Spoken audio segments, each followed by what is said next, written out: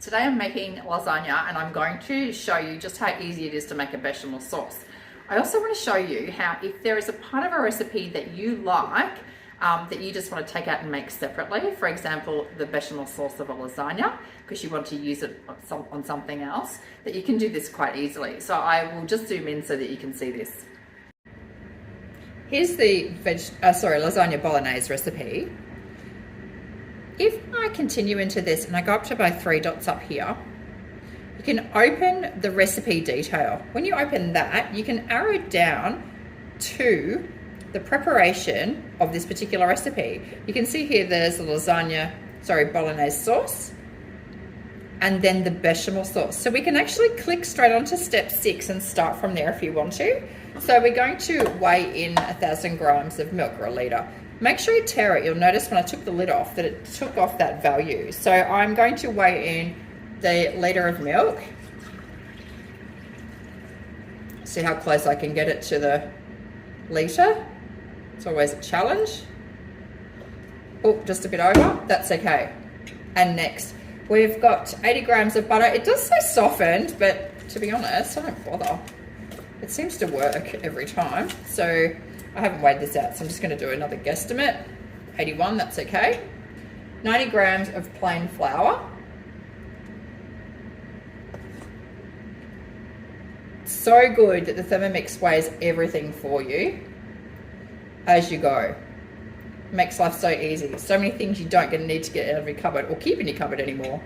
And a teaspoon of salt. So you'll notice that this one isn't weighed, it's just asking you for a measurement.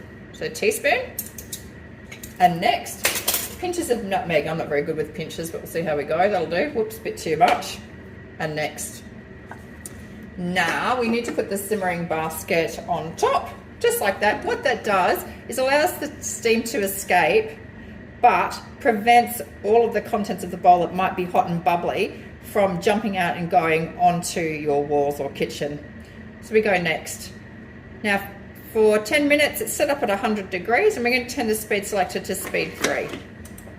And I'll show you how nice that is. You'll notice it's jumping around a little bit, and that's because I have got the butter in there and it hasn't softened. So that will jump around a bit. That's okay. Just don't leave your Thermomix alone if it's jumping around like that, just for safety reasons. I'll come back and show you what this looks like in a minute.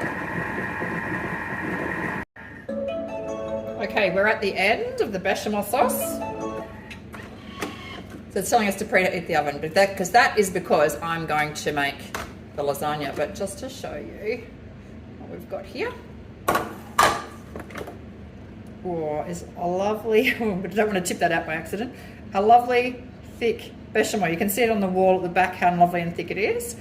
It is such an easy thing to make. It is so wonderful when making your lasagnas now that you can do that. If you've got a second bowl, you could easily be swapping this over now to cook your bolognese sauce, which I'll show you.